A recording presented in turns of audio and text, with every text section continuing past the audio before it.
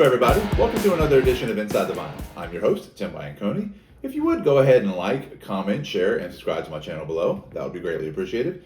If you could also hit that notification bell where you can be notified when we put out new content, that would be appreciated also. So, as I stated in my last episode, I'm starting a new series now where we talk about greatest hits albums. And I like to refer to it as greatest hits with a question mark. Like, really? Is it really the greatest hits? But it's not just greatest hits albums. I just couldn't think of a better title. It's going to be focused on greatest hits albums, but also other compilations. Because sometimes they'll put out a greatest hits album and then they'll put like another one out, like maybe like the best of the rest kind of thing.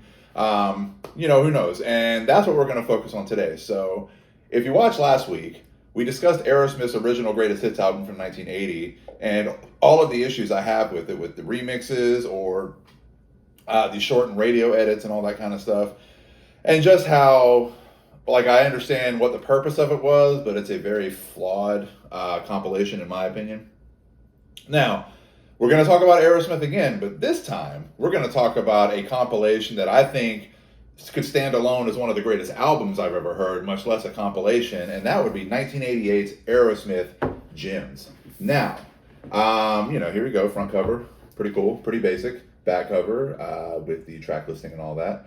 Now, of course, anyone that knows history knows, this album was part of a series along with like the Classics Live 1 and 2 that previous management was using to capitalize on the newfound popularity of Aerosmith in the late 80s. But that doesn't mean it's not awesome.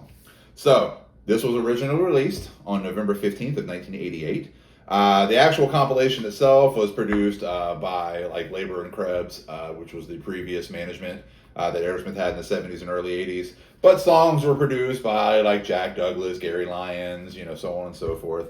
And like I said, whereas the previous album that we did last week was the greatest hits, this is definitely more of a best of the rest of Aerosmith's early output. So yeah, let's go ahead and take a look here.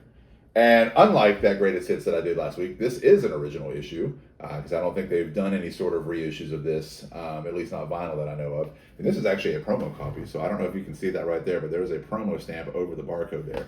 But pretty cool, pretty cool. All right, so let's go ahead and see, what the inside has for us. And again, there is an insert, an inner sleeve here. And I always love these on original issues, especially if you get ones that still have like order forms and different things in it. Well, the inside sleeve not only had Aerosmith's Columbia-related discography on one side, meaning, so there's all the albums from the 70s and into the early 80s, and then, of course, the aforementioned two Classics Live 1 and 2. So there's all of Aerosmith's Columbia output up to this point. And then on the back, you can actually order the VHS for Aerosmith's performance at the 1978 Texas Jam. So that's pretty cool. I always like seeing stuff like that. I think it's kind of neat. And then the gentleman I bought this from, put the record into a nice anti-static sleeve here. And this is a beautiful copy of this record. So I had a copy of this before that was pretty nice. But when our house burned down a couple of years ago, the cover and everything got destroyed. So I was at a local record fair here and found this one and was pretty stoked. It wasn't too expensive. And to be fair, it was probably nicer than the one I had originally.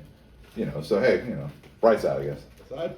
There we go, Aerosmith Gems. So let's talk about this for a second. Now, whereas I had a litany of issues with greatest hits when I did that one last week, I have no issues at all with this record. I guess if I was going to try to be nitpicky and find an issue, the only thing I could say is I wish an album like Rockin' a Hard Place was more represented.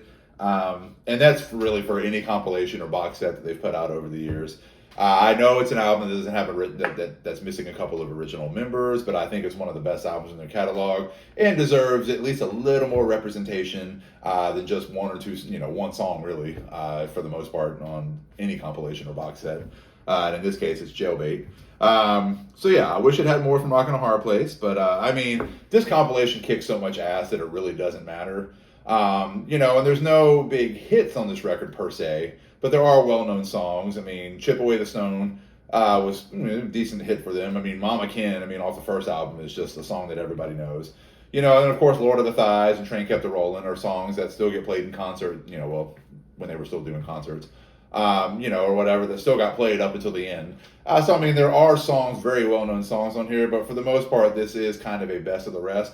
But I mean, this record kicks so much ass. It starts with Rats in the Cellar, which is, in my opinion, just one of just like the quintessential kick ass, like just hard rockin', hard driving Aerosmith song. Busts right into Lickin' a Promise, also from Rocks. You got Chip Away the Stone. Then it goes into No Surprise, which is arguably the best, most well known, probably best song from the Night in the Ruts album. Then it goes into Mama Kin, and then Adam's Apple from Toys in the Attic. Then you go to side 2, you've got Nobody's Fault from Rocks. You've got Round and Round from Toys in the Attic. You've got Critical Mass from Draw the Line. You've got Lord of the Thighs from Get Your Wings. You've got the aforementioned Jailbait from Rockin' a Hard Place. And unfortunately, that is the only song represented on any of these compilations from that album, unfortunately. And then, of course, it ends with Train Kept It Rollin' from Get Your Wings. So, I mean, it's like, this is a compilation, but at the same time, if this was released as an album, like a standalone album, and you didn't know any of the other songs or whatever, it's like, this would be one of the greatest albums in rock history, in my opinion. I was like, but as a compilation, which I know some people love compilations, some people hate them, I mean, there's nothing to hate here. If you're a hardcore Aerosmith fan and you listen to the albums beyond the hit songs, I mean, there might not be a better record in the catalog, in my opinion. I mean, it's just a really cool record. And like I said, I went through, I went through the process of rebuilding my Aerosmith collection after the fire anyway, but this was one I really wanted because ever since I was a kid, and I think I stole my first copy off of Endcap at Kmart. Sorry, Kmart.